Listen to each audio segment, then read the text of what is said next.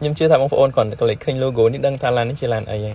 ní cứ avatar đập môi ultra hay ní cứ option EREV chẳng EREV ní cứ machine liên cho mình kỹ sĩ xạ mà pin chả sang mà pin chỉ ban mà pon học tập km ngay mình tên bài EV bông ôn xạ mà pin chỉ ban cho ngay bằng port sẽ option vía chỉ ban bằng bài rồi kilo tung bằng bài tập km bông ôn chẳng không như ngày đá còn thà bao nhiêu giây bị lấy EREV hiện của xiên tích bàn tay đo phiệp nghi xua từ đo dương trần chiềng EREV bông ôn ở chậm bạch kho lượng trăm cái lại xạ thế bài bông ôn chỉ từ đo ná có đo tới hay sáng chạ sàng thò mà đà bông ôn thời ca per EV shot có EV shot bàn đàiนี่องค์อ่อนโจทย์ร้ายแบบมีน comfort eco sport ไอ้มาจับด้วยគ្នាប៉ុន្តែកន្លែងនេះគឺយើងមាន auto មាន prefer EV កន្លែងនេះគឺ EV សុទ្ធនេះ focus នេះองค์อ่อน electric ឃើញទេបាទ electric អញ្ចឹងបើយើងចូល auto គឺ hybrid អញ្ចឹងកន្លែងនេះសម្រាប់បងប្អូននៅគាត់ថាងប្រើ avatar EV អគ្គិសនីលេសាំងងាយនឹងខូចម៉ាស៊ីនណាប៉ុន្តែខ្ញុំចង់ជំរាបបងប្អូនវិញថាកន្លែងនេះបងប្អូនចុចទៅអូតូមកបងប្អូនអត់ខ្វល់ទេអញ្ចឹងម៉ាស៊ីនឡានរបស់បងប្អូនជិះមិនក៏ចេះខូចដែរបាទអូតូគឺមានន័យថា hybrid អញ្ចឹងវានឹងដំណើរការលាយគ្នាទាំងសាំងនិងអគ្គិសនីបាទអញ្ចឹងនៅពេលណាដែលយើងជន់នឹងធ្ងន់ជើងឬក៏យើងត្រូវការលបឿនអីគឺម៉ាស៊ីនត្រៀមខ្លួនគ្រប់វិនាទីក្នុងការបញ្ឆេះដើម្បីផ្ដល់ថាមពលបន្ថែមទៅកាន់ motor និងផ្ដល់ថាមពលទៅកាន់អគុយអញ្ចឹងផ្ដល់ទៅកាន់ motor ក្នុងលក្ខខណ្ឌ motor ត្រូវការកម្លាំងត្រូវការថាមពលបន្ថែមដើម្បីផ្គត់ផ្គង់ជាកម្លាំងរុញឡាននេះឲ្យខ្លាំងឲ្យលឿនអញ្ចឹងណាបងប្អូនអ្នកគ្នានិយាយឲ្យងាយយល់គឺបែបហ្នឹងហើយបើកន្លែងនេះបងប្អូនគឺប្រើសាំងសុទ្ធបាទ prefer fuel ចំណុចពិសេសកន្លែងហ្នឹងគឺបងប្អូន force generate power regeneration ទៀតអញ្ចឹងនៅកន្លែងនេះបងប្អូនចុចកន្លែងនេះគឺម៉ាស៊ីនឆេះភ្លាមតែម្ដងប៉ុន្តែក្នុងលក្ខខណ្ឌបងប្អូននៅក្នុងឡានណាបងប្អូនអត់នៅក្នុងឡាន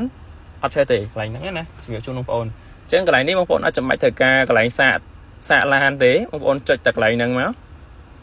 ចុចបើកជន់ប្រាំងឡានឆេះភ្លាមតែម្ដងពេលខ្លះបងប្អូនអត់ចាំបាច់ជន់ប្រាំងឯងគ្រាន់ចុចប៉ុណ្ណឹងគឺឆេះតែម្ដងបាទអូខេអញ្ចឹងពេលនោះវានឹងលោតអញ្ចឹងជាមួយខ្ញុំចុចអាហ្នឹងហើយវានឹងលោត Fuel Plus ឃើញទេ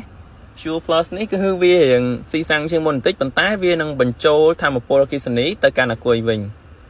បងប្អូនអត់ចាំបាច់ចាយពេលទៅ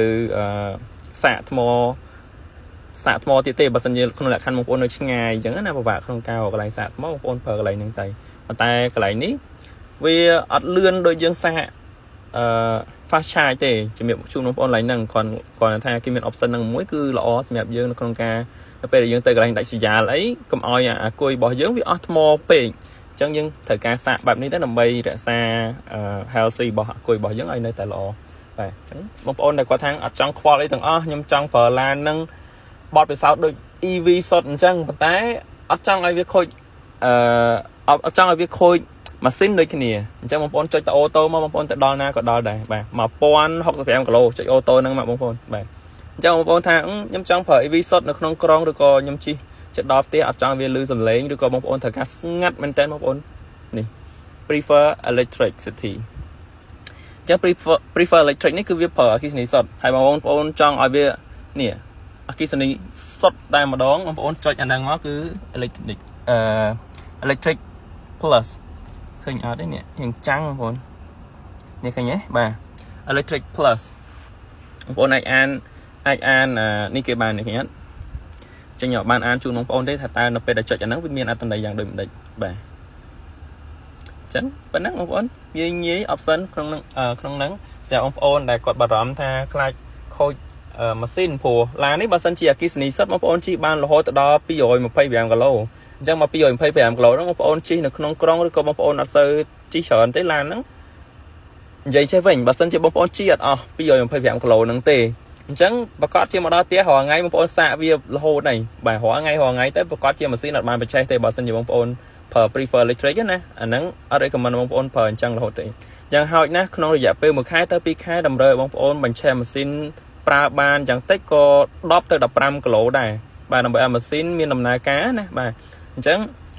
ដើម្បីដោះស្រាយបញ្ហាទាំងអស់ហ្នឹងចុចតែអូតូមកបងប្អូនជិះ smooth ធម្មតា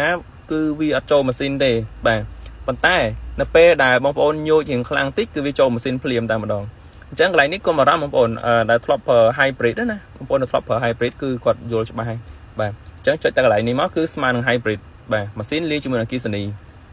អញ្ចឹងវានឹងឆេះលាយគ្នាម៉ាស៊ីនក៏មានដំណើរការអគ្គិសនីក៏បងប្អូនប្រើធម្មតាអត់បារម្ភទេកន្លែងហ្នឹងណាបាទអញ្ចឹងម៉ាស៊ីនឡានមកបងប្អូនគឺអត់មានបញ្ហាទេនៅពេលបងប្អូនចុចអូតូអញ្ចឹងដោះស្រាយចម្ងល់បងប្អូនកន្លែងហ្នឹងបន្តិចដែរបាទហើយ option ដែលខ្ញុំចង់ជំរាបជូនបងប្អូននេះគឺបញ្ជាក់ម្ដងទៀតគឺ EREV extended range electric vehicle បាទអូខេពុនមួយទៀតបងប្អូនពុនធូរជាងអគ្គិសនីសុទ្ធច្រើនដែរអគ្គិសនីសុទ្ធpower ដូចជាខ្ទង់300ឡើងដូចជា80,000បងប្អូនបាទ80,000ហើយអានេះគិតតាមប្រភេទទំហំម៉ាស៊ីនណាបងប្អូន 1.5 លីត្រ turbo charge បងប្អូនសាកគុនគូលេងមើលធូរមែនតើបងប្អូនធូរមែនតើពុនមួយឆ្នាំហើយបងប្អូនប្រើឡានដែលទំនើបបណ្ឌិតបែបនេះ smooth តានី smooth ហ្មងបងប្អូនខ្ញុំតានី Avatar គេផលិតមកនេះគឺ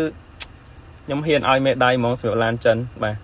Avatar នេះគឺ the best ហ្មងខ្ញុំក៏ស្រឡាញ់ដែរបងប្អូនគ្រាន់ថាឥឡូវតើមានលទ្ធភាពទិញទេអញ្ចឹងនេះគឺជាក្តីសម័យមួយដែរសម្រាប់ឡានចិនរបស់ខ្ញុំបងប្អូនដែលខ្ញុំនឹងដាក់គោលដៅថ្ងៃណាមួយប៉ុន្តែឥឡូវតើនេះបងប្អូនអញ្ចឹងបងប្អូនមានលទ្ធភាពទិញមុនខ្ញុំទៅហើយទិញពីខ្ញុំទៅបងប្អូនឥឡូវនេះយើងមាន2គ្រឿងបាទ2គ្រឿងពណ៌សនេះហើយនិងពណ៌ខ្មៅខាងនោះ